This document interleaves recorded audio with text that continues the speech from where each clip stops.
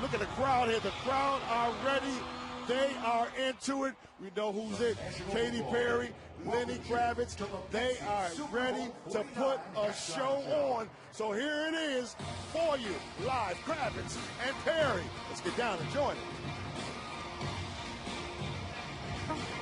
I think that was Michael Irvin. Is that Irvin doing the intro? That was a terrible intro. Was that Michael Irvin? Is that NFL Network kicking it off to Katy Perry? I think he was just winging it. Yeah, it sounded like it. Katy Perry, after the performance, she Instagrammed a photo of her getting the Roman numeral 49 tattooed inside her finger. Yeah. Kind of cool.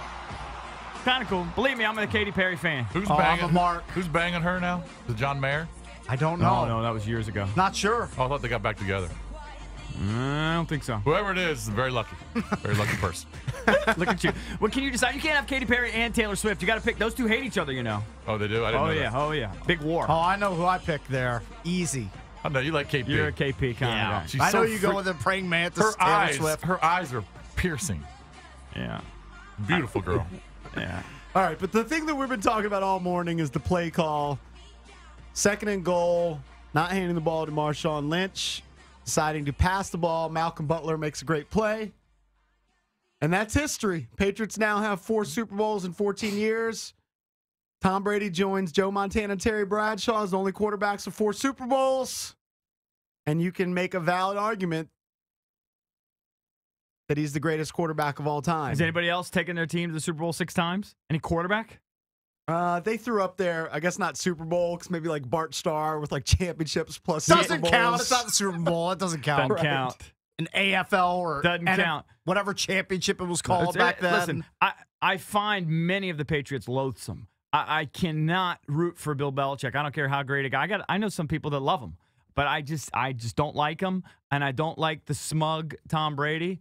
But you have to say, one of the great dynasties of all time. You have to respect them. You may not like them, but you have to respect them. I generally agree with you on the smug Tom Brady, but I found him quite affable after the game. I think the last 2 particularly with weeks the NFL Network. And humbled him. And I think that you probably are going to be like that because he knows his career. He's got a couple years left in him. He's been obsessed with winning another Super Bowl, and he got it. No quarterback's gone to 6. Right. Except Brady. Most. Yeah, he's got the most. How many is Roethlisberger? But he's been tied. Right, but he's counting Bart Starr. I'm just wondering if there are guys who are going to catch him. If you're talking about Super Bowls, it's Tom Brady. Yeah. Roethlisberger's been to 3. Roethlisberger has been to 3. He lost to the Packers. He beat Seattle, and he beat Arizona. Well, wait a second. How many did Elway go to? Elway had lost Elway 4. went to 5. Right? Oh, he went to 5. 4, I thought. No, he won definitely went to Elway, 5. No, Elway lost 3. Lost and then he won. 3 and won his last 2. So Elway had been to 5. Elway's 5. close. All right, let's bang out these calls. A lot of people want to talk about it. I'm gonna say I think it has to be the highest rated Super Bowl in history. Has to be. The way the game finished, all of the hype leading up to it. I just can't imagine a higher rated Super Bowl. Can't imagine it. I can't really imagine, though, the ratings of Super Bowl is really changing that much because everybody tunes in no matter what. This had an extra attraction. I think this had extra attraction for the casual. My 5-year-old said, this is what my 5-year-old said at the end of the game. She is 5 years old, okay?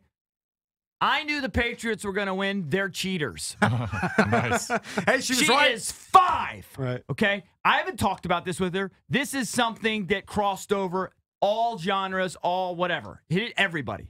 All right, let's go to Mark in D.C. Hey, morning, guys. What's up, Mark? Hey. What's up, man? Hey, I called you guys last year when Seattle won, and I'm calling you now.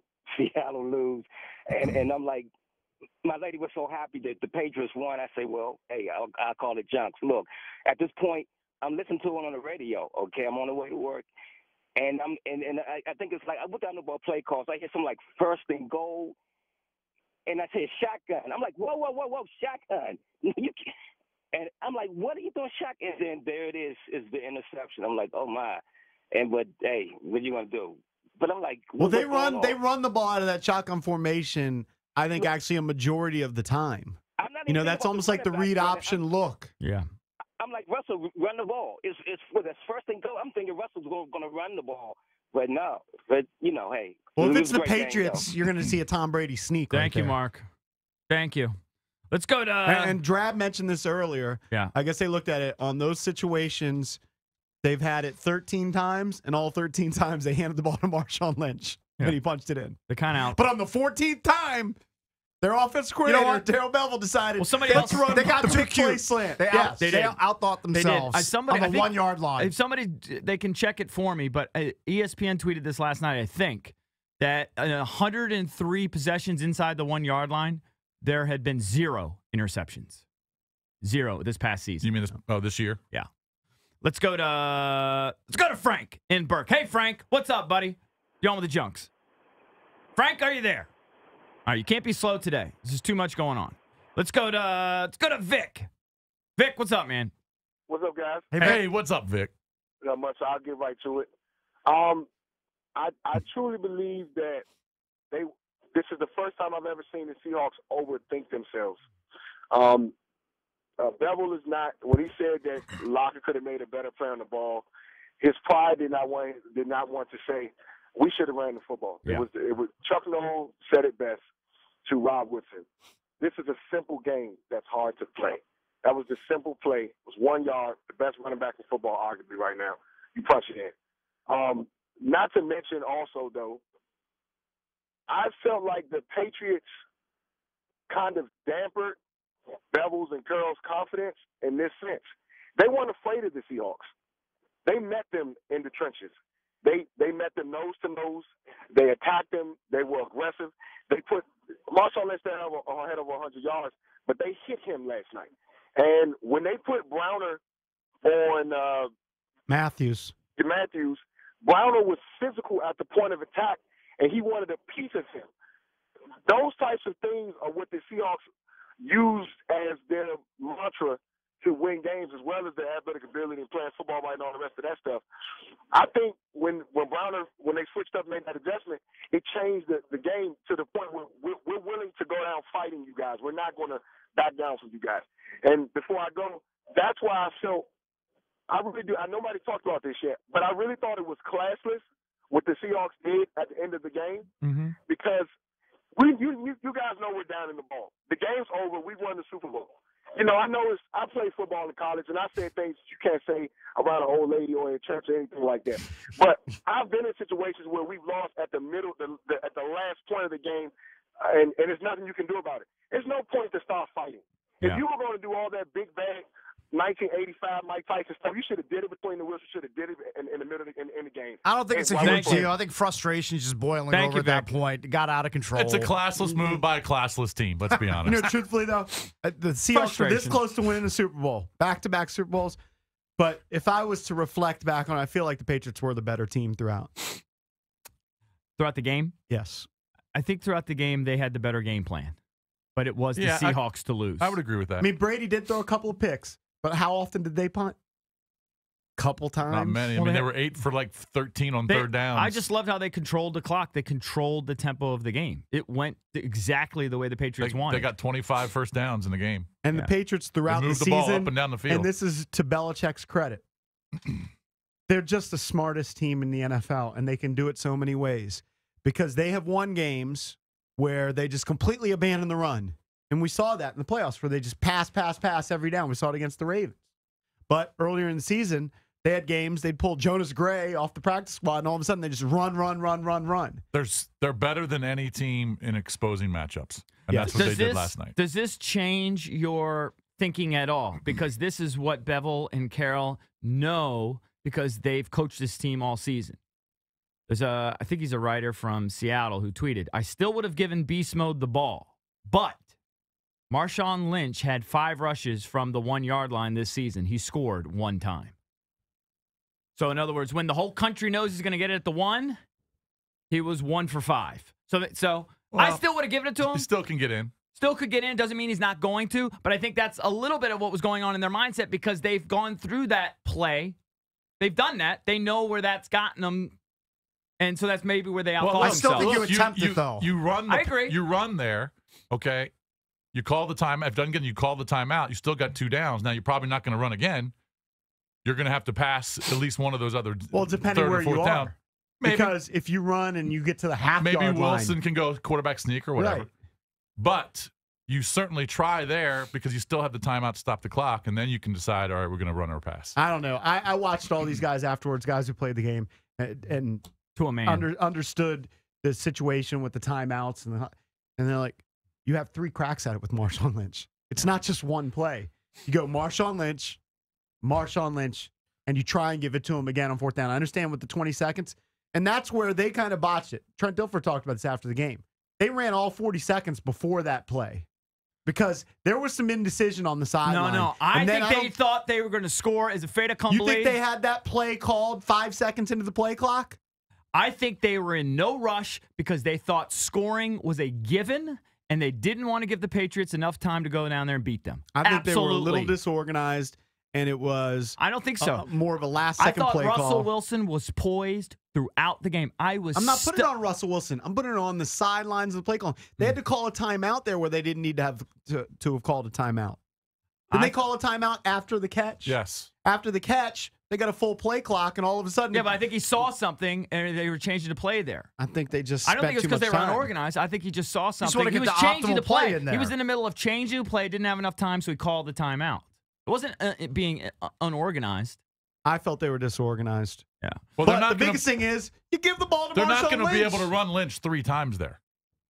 Probably not. How? Tell me how many, with 26 seconds, how are you going to run the ball 3 times? With 26 seconds left, it's almost impossible. Right. You got to throw at least once.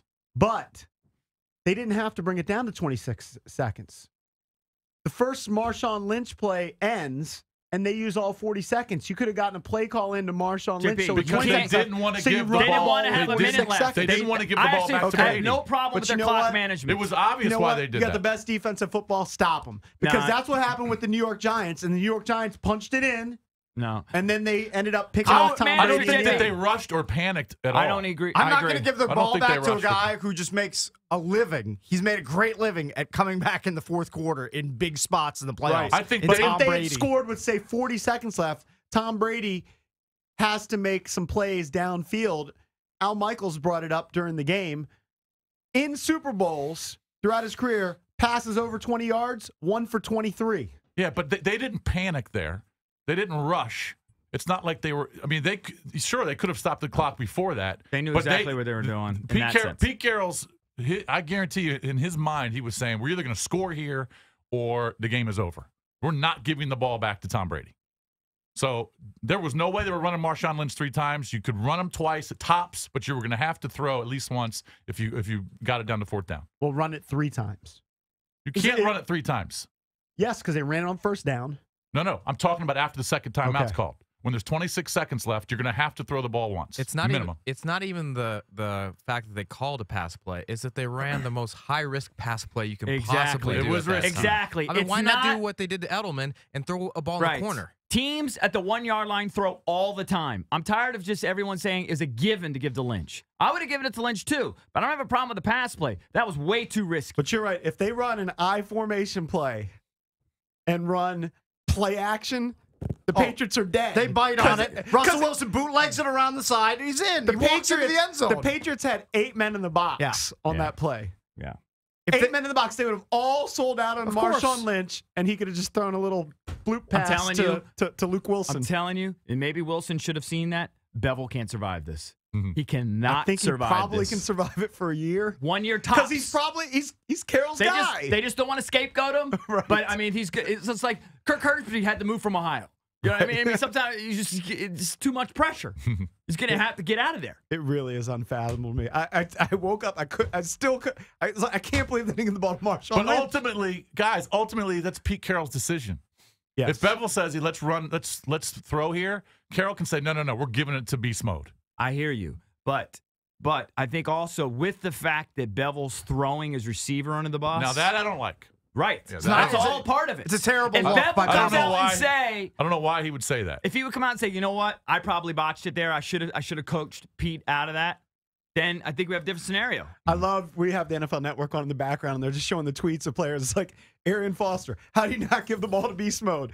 WTF. Every player is like, how do you not give the ball to Marshawn Lynch? Yeah. It's unbelievable. We want to hear from you. You know what? If you give the ball to Marshawn and he doesn't get in, the critics will say, you know what? That's their best player. They went with their best guy. Right. And the Patriots made a good stand. Yeah, there's nothing to criticize. Dwight Clark, former Niner. That was the dumbest play call in the history of mankind. Wow. Yeah. 800-636-1067. Taking your calls, talking Super Bowl.